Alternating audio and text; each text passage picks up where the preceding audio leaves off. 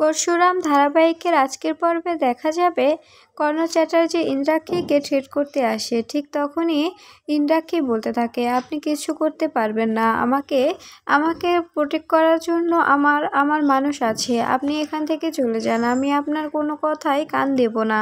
এরপরে দেখা যায় টোটিনি একা একা শুয়ে শুয়ে সেদিনের কথা ভাবছিল। ঠিক তখনই কর্ণ চ্যাটার্জি টোটিনিকে ফোন দেয় আর বলতে থাকে, তুমি কিন্তু এসবের মধ্যে জড়াবে না, তুমি এসবের মধ্যে জড়ালে কিন্তু তোমার লাশ পড়ে যাবে, তোমার সঙ্গে আমাদের একটা আত্মীয় আছে, তোমার বোনের সঙ্গে আমার ছেলের বিয়ে হয়েছে, তাই বলছি তুমি এগুলোর মধ্যে জড়িও না।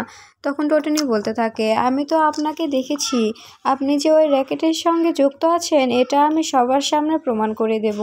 এই বলে টোটিনি ফোনটা কেটে দেয়। ঠিক তখনই দেখা যায় সেখানে শিবপ্রসাদ সে বাজারের থলে হাতে নিয়ে টোটিনিকে কথা বলতে শুনে সেখানেই দাঁড়িয়ে যায়। এরপরে টোটিনি ফোনটা কেটে দিলে শিবপ্রসাদ বলতে থাকে, তুমি কি কিছু ভাবছো? এদিকে দেখা যায় আরাধ্যা সিঁদুর খেলার জন্য রেডি হয়ে বেরিয়ে আসে। তখন আরাধ্যার বাবা বলতে থাকে, তুই কোথায় যাচ্ছিস এরকম নতুন কনের মতো সেজে? শুধু মাথায় টুপোরটা তো নেই, তুই কি এরকম সেজে কোথায় যাওয়ার চেষ্টা করছিস? তখনই দেখা যায় কর্ণ চ্যাটার্জি আছে সেখানে। এরপরে বলতে থাকে, ও সিঁদুর খেলবে আমাদের বাড়িতে, আমি ওকে নিতে এসেছি। তখন দেখা যায় আরাধ্যার মা বলতে থাকে, কি বলছেন এসব? ও এখানে সিঁদুর খেলুক না, আপনাদের বাড়িতে গিয়ে কি করবে? আপনাদের ওখানে তো আর মেয়ে বলতে কেউ নেই, তাই না? তখন দেখা যায় কর্ণ চ্যাটার্জি বলতে থাকে, তো কি হয়েছে, ও টোটিনির সঙ্গে সিঁদুর খেলবে, আমি ওকে নিতে এসেছি। তখন দেখা যায় আরাধ্যা বলতে থাকে, আপনি আমাকে নিতে এসেছেন?